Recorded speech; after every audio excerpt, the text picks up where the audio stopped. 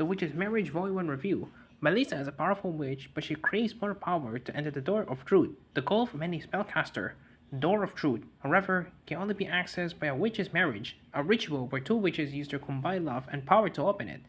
Melissa has been in several relationships to increase her own power, and is discarded afterwards, but her latest partner, Tanya, is different. From her previous conquest, Tanya is a young, naive, but dedicated witch. She's just so cute. Can she be the one to install Melissa's cold heart and help them into the Door of Truth together?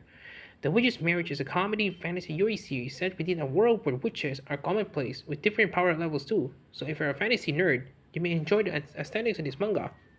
The story so far doesn't go into too much detail about how the world works outside the main couple and the ritual they're trying to invoke, but there's plenty of little details that I enjoy, like the cutaway of one rival witch summoning a golem, the incantations that Melissa cast, and the general look at the witches too. But the forefront of the story is the romance between the main couple, and comedy is thrown into the mix as well.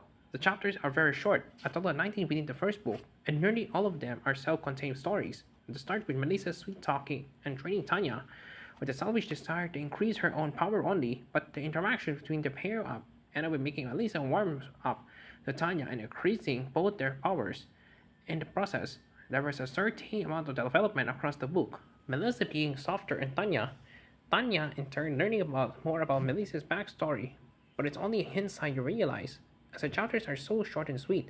I will call this a slow burn romance, as for the first chapter we all see Melissa starting to feel something for Tanya, but it's not so super fast unrealistic build up the romance either. There are a few chapters that are not self-contained, and to have some character development, mostly around Melissa and the true reason that she wanted to access the Door of Truth. It makes her character more interesting than just a power-hungry witch, especially with the intention to still being fog, enough to allow the audience interest to continue reading. There's a minimal focus on Tanya as well, who was inspired to become a witch at a very young age. Her devotion and sweetness is cute, but she's still a bit flat in terms of depth by the end of the volume. I'll be interested to see if she grows as a character, as the pair develop as a couple across the manga. The story and art provided by Studio Headline. The studio has over 20 members working together to create manga, all taking the roles of storyboarding, character designers, writing, etc. Sort of like Clamp, but with a much bigger team. And the volume kind of explains that at the back of the book, they have three series under their belt, mostly comedy-based series, but this is the first one to receive an English translation. The art style is very nice, the character designs are very detailed and have distinct but magical elements about them. The pages between chapters also break down each costume design, which I thought was a nice touch. The background always full to the brim with detail as well, so it's a very nice book to look at. Eleanor Summers provides the translation on the book. There are no translation notes, which is a shame, but the book is easy to read, and the voices of each character are distinct too.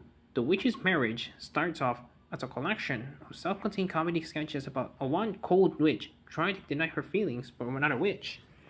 But towards the second half of the series, more layers are revealed which I wasn't expecting. It'll be interesting to see where the series goes from here, but for now it's fun. Very quick read with very pretty art too, 8 out of 10.